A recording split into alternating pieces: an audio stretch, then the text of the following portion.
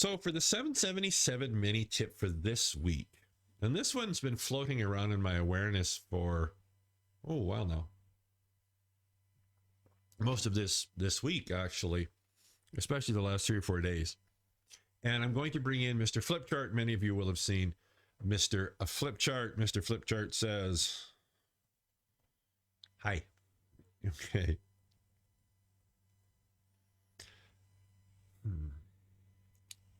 Many of you will have seen this. This won't be new for you, but just to set a little bit of a foundation.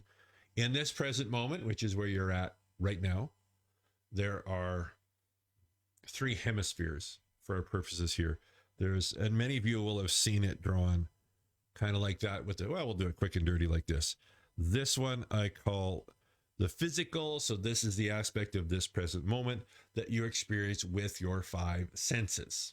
Right, I'm just going to move this window on top so I don't need it really big there so I can see a bit better. Perfect. Is the world that we experience with our 5 senses. This one here is what I call non-physical. And of course, all that means is that's a very real aspect of this present moment. It just doesn't necessarily fit in your 5 senses experience. So what creates this? Again, your 5 senses. What are the building materials for this? Your thoughts. What are your thoughts? So your thoughts are pictures and movies, voices or dialogues. So if you break this down into the raw materials, your thoughts, right? So what lives in your thoughts? Your memories, projections to the future. If you're visualizing, you're thinking about something, that all happens in the non-physical. And the building materials of that are pictures and movies, voices or dialogues. That's it. So whether you call it a memory or a future or a present or whatever, they're still made with the same raw materials. Now, of course, the important thing to remember here, even more so now, is just because you maybe don't directly experience that non-physical with your 5 senses does not mean it's not real or not relevant. And in many respects, that's even more relevant now than before. Okay, let's head back. So that sets up a little bit of a foundation. This here I'll often call time. I have different labels for it, but we'll call that time for argument's sake. Again, this is some theory in a very tiny nutshell, but it sets a bit of a foundation for the mini tip. I call it the creative flow. The creative flow is going this way. So what I mean by that is this environment here tends to be the cause. This one tends to be, yeah, I'm still on the screen, the effect. So the consistent environment in your non-physical is what manifests through time, right? Through time into a physical experience. Now, let's go into the topic. So I'm just going to bring up another screen here. So what am I going to do? I'm going to use this color. So just so we have some reference, this is the non-physical, and I will try and write this somewhat legibly. This is the physical, right? So the non-physical, physical, and I'm going to say this is time.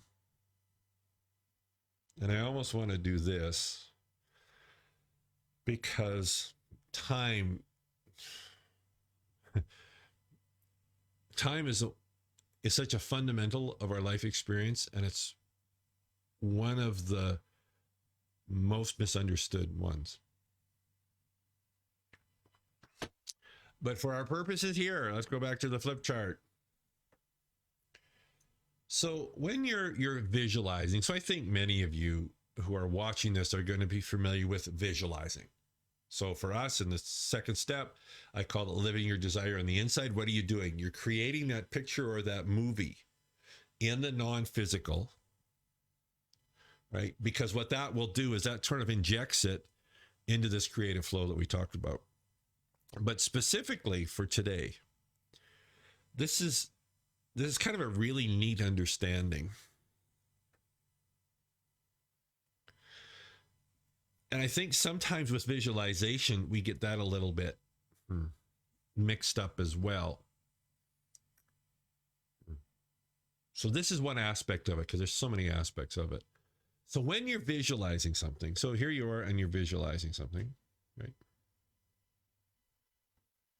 Whoa, I can't spell, but you guys know that. You're visualizing something. So you're creating that picture of that movie. Now, you can do that. It can be anything. When you're visualizing, you can create whatever you want.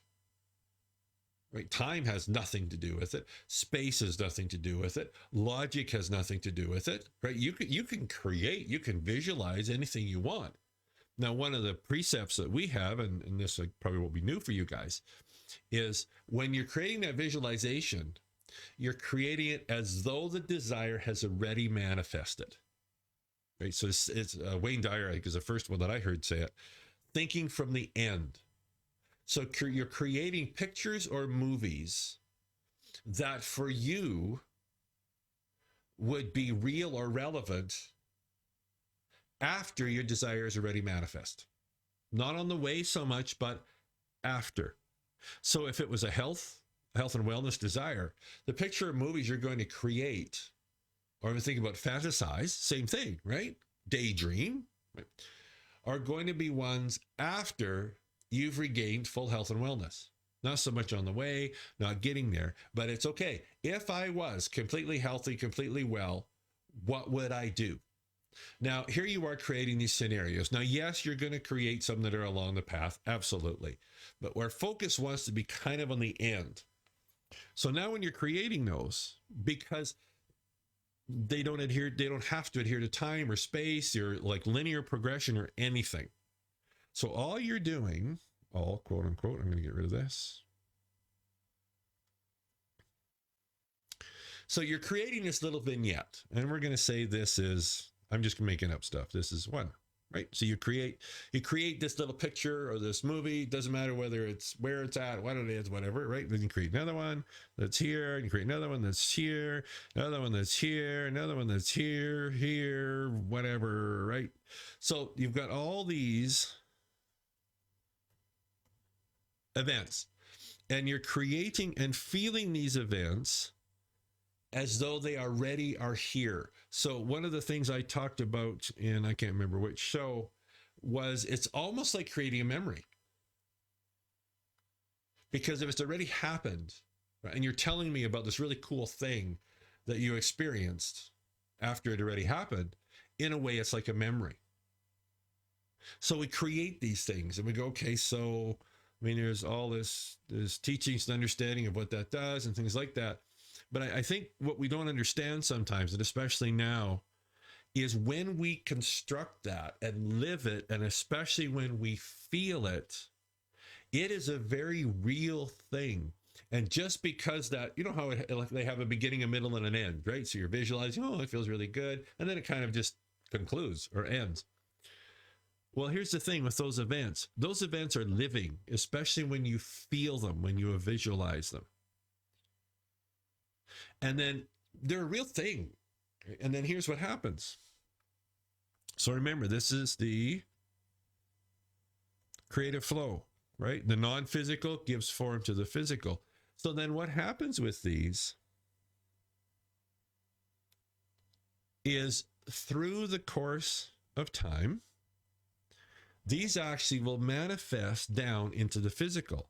And they'll manifest something like this. This one, maybe go here. Right? And I don't know, this one, maybe go here.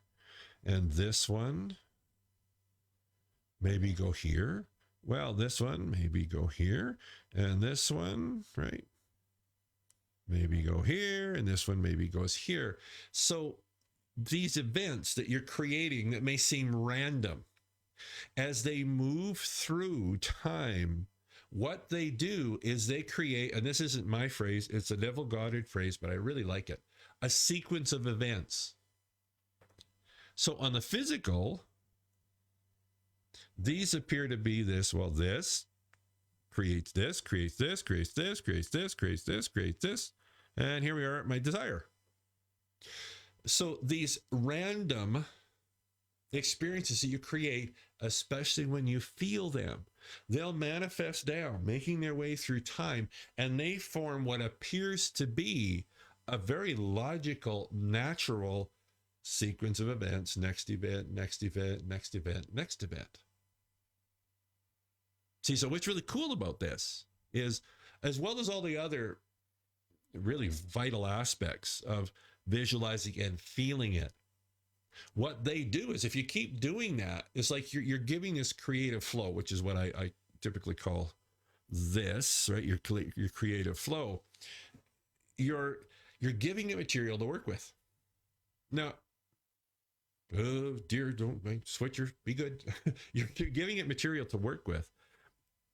So I'm not saying they'll be exactly that way, but the theme of them, they're going to kind of float down, and they're the ones create this sequence of events. So then the more you do that, right, the more kind of material you give this creative flow to create what appears to be this very logical linear this, then carries on to this, and carries on to this, and carries on to this.